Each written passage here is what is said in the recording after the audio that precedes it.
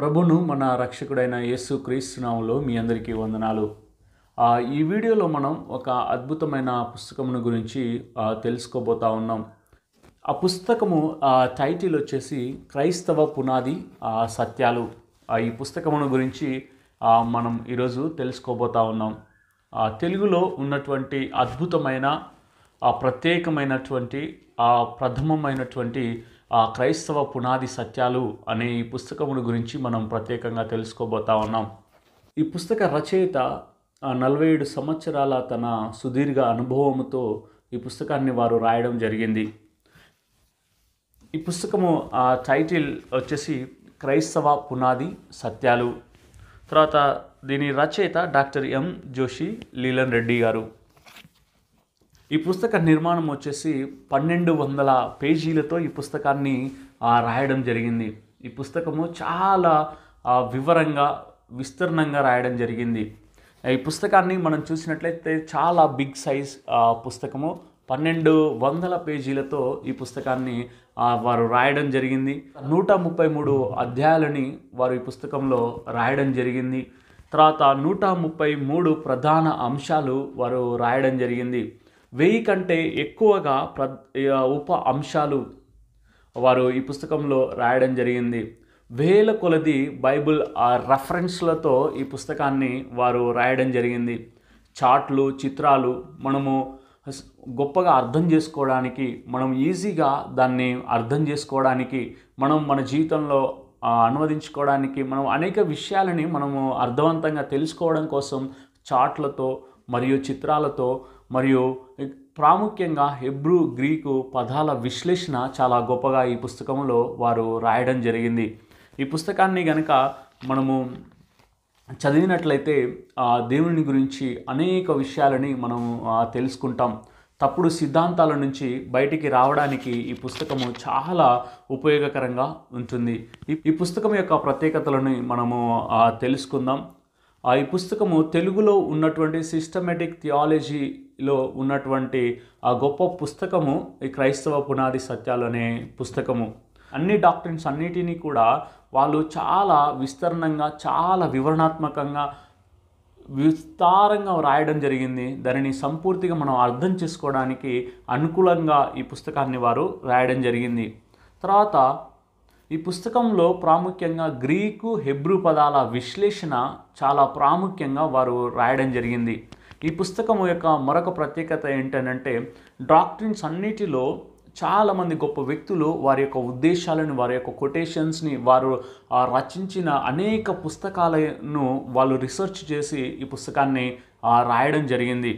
దాని తర్వాత ఈ పుస్తకం యొక్క నిర్మాణము చాలా అద్భుతంగా ఉంది. 1200 పేజీలతో ఈ పుస్తకాన్ని రాయడం అనేది చాలా గొప్ప విషయం. ఈ పుస్తకం మనకు తెలుగులో అందుబాటులో ఉండడం అనేది గొప్ప ధన్యత. ప్రాముఖ్యంగా అనేకులు ఈ పుస్తకాన్ని సిఫారసు చేశారు.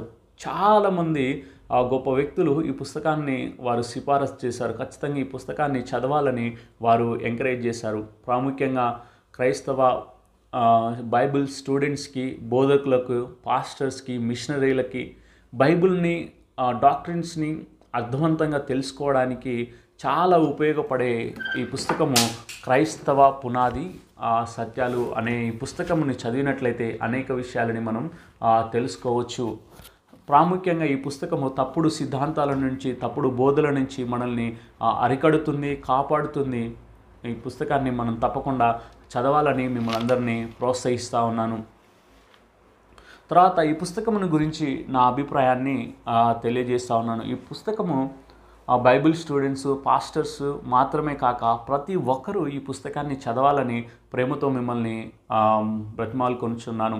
ఎందుకనంటే ఎప్పుడైతే ఈ పుస్తకాన్ని మనం చదువుతామో తప్పుడు సిద్ధాంతాల వైపు మనం వెళ్లకుండా దేవుడు ఏ విధంగా అయితే మనల్ని ఉండమన్నాడో, దేవుడు ఏమై ఉన్నాడో మనము సంపూర్తిగా తెలుసుకోవడానికి అవకాశము ఉంటుంది.